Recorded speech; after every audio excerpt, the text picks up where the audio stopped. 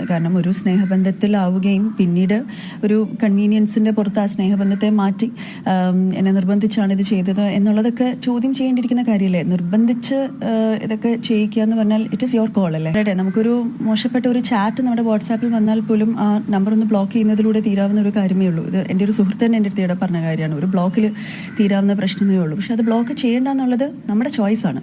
അത് ബ്ലോക്ക് ചെയ്യേണ്ട, I like this person, എനിക്ക് ആളെ ഇഷ്ടമാണ് എന്നുള്ളത് നമ്മുടെ ചോയ്സാണ്. അത് ശരിയോ തെറ്റോ നല്ലത് ഓരോ വ്യക്തിയുടെയും 18 വയസ്സിന് മുകളിൽ കഴിഞ്ഞ ഓരോ വ്യക്തിയുടെയും ചോയ്സാണത്.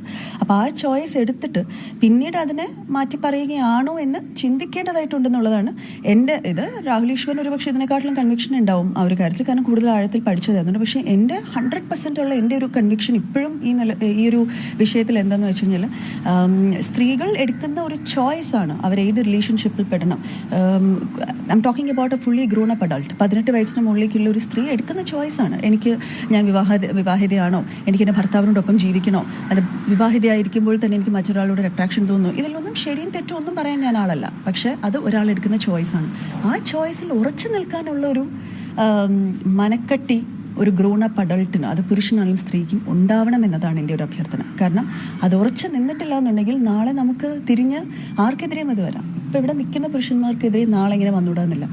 എൻ്റെ വളർന്നു വരുന്ന 2 ആൺമക്കൾക്കെതിരെ നാളെ ഇങ്ങനെ വന്നുകൂടാന്നില്ല. എനിക്ക് തോന്നുന്നു രാഹുൽ മാങ്കൂട്ടം അല്ലെങ്കിൽ XYZ ആരാണെങ്കിലും ഒരു ഇൻഡിവിജ്വലിന് സൈഡ് ചെയ്യുന്നതിനെക്കാട്ടിലും എനിക്ക് തോന്നുന്നു രാഹുൽ ചേട്ടൻ ആ ഒരു പ്രവണത അഗൻസ്റ്റ് ആയിട്ടാണ്. അതായത് ഇപ്പം നോക്കുകയാണെങ്കിൽ തന്നെ അവർ തമ്മിലുള്ള പല കോൺവെർസേഷൻസിലും വ്യക്തമാണ് അവർ തമ്മിൽ ഒരു എന്താ പറയുക, ഒരു അണ്ടർസ്റ്റാൻഡിങ് ഉണ്ടായിരുന്നു, ഒരു റിലേഷൻഷിപ്പ് ഉണ്ടായിരുന്നു എന്നതാണ് നമുക്ക് മനസ്സിലാക്കാൻ സാധിക്കുന്നത്. കേസിൻ്റെ വിശദാംശങ്ങൾ രാഹുലിൻ്റെ അത്രയും എനിക്കറിയില്ല, എങ്കിലും മനസ്സിലാക്കാൻ സാധിക്കുന്നത് അവർ തമ്മിലൊരു നല്ലൊരു സൗഹൃദ ബന്ധമോ സൗഹൃദത്തിനപ്പുറമായ ഒരു ബന്ധം ഉണ്ടായിരുന്നു എന്ന് തന്നെയാണ്. അപ്പോൾ അത് പെട്ടെന്ന് മറ്റൊരു രീതിയിലേക്ക് ആ കേസ് പോകുമ്പോൾ അത് നാളെ ഏതൊരു പുരുഷനും സംഭവിക്കാവുന്ന ഒരു കാര്യമായിട്ട് തന്നെയല്ലേ വരൂ എന്ന ആ ഒരു പ്രവണതയാണ് രാഹുൽ ഈശ്വർ എതിർക്കുന്നത്.